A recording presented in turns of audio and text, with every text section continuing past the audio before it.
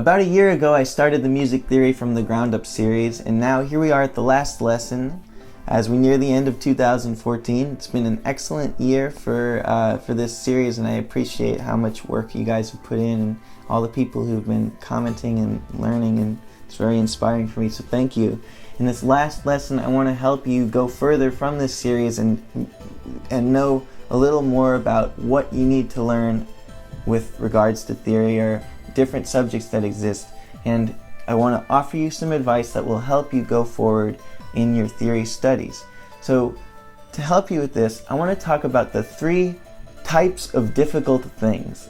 So within the scope of things that are hard, I think there's 3 levels of challenge when it comes to just tasks that are difficult to accomplish.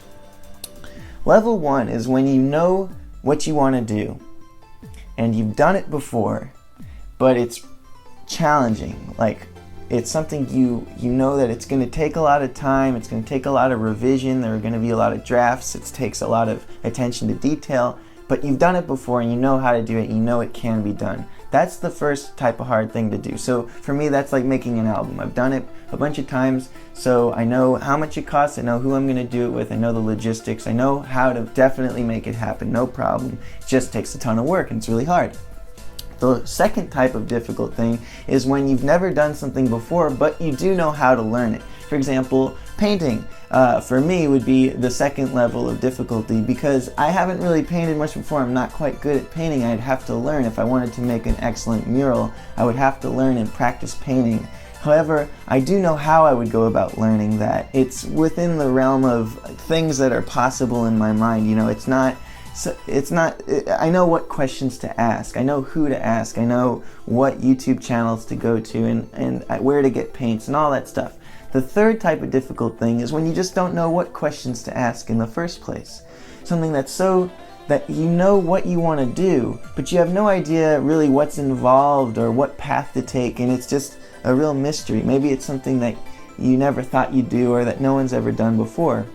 I imagine that before personal computers existed, inventing a personal computer would fit into this category. You know, you've got these giant computers and then you say, my idea is I want these in everyone's house because it would be great if we could use these for all kinds of stuff. But really, most people would have no idea how to even start going about that, which makes it an incredibly hard problem to tackle. So in music theory, you want to keep the difficult stuff within the first and second type of hard thing. You want to know the right questions to ask, you want to know who to ask, you want to know how to go about learning these next topics, and you want to do everything you can to make sure that you're not in the third category. You're like, well, I know I want to make music, but I have no idea really like where I should even start or where I should even go. So in order to help you not have to have that big of a mystery or a cloudy perception of what theory is in general, since this is a theory course, I'm going to provide in this attachment below in the description of this video, I would like to provide you with a list of just tons of names of music theory concepts. And all these names, they're not going to mean anything to you necessarily, or maybe they will, it just depends where you're at. But what they are is they're a launching point for you to ask the right questions. So for example, in that list, I'm going to talk about something called melodic minor, which is sort of like a scale, sort of like a modality. It's a way of being in a key. And it's got its own modes. We've been talking about the major modes. There are also melodic minor modes. And so what I'd like you to do is say, melodic minor. Okay, there's this thing on this list, melodic minor. What is it? And go to Google and look up, what is melodic minor? And I also will include a good question to search to help you find out a lot of information about each of these topics. So it's not a lesson per se, as in an explanation of these topics, because I'm just going to give you so many topics to look at. It's more of a guide when you're like, I know I want to get better at theory, I know I want to get better at playing guitar and ear training and all that stuff, but I really just don't know where to start or where to go next. So this way you'll have this list. You can use the internet and friends and resources, anything you can find to ask the right questions this way. So I hope this list serves you well. I hope that if you have any concerns about the list or questions as to what I'm talking about here, that you just go ahead and ask, and I'm going to try to answer as many comments as always. And it's been a real pleasure making this series for you guys, because I feel like I've been to a lot of YouTube channels and they're big enough that a lot of people are just jerks in the comments.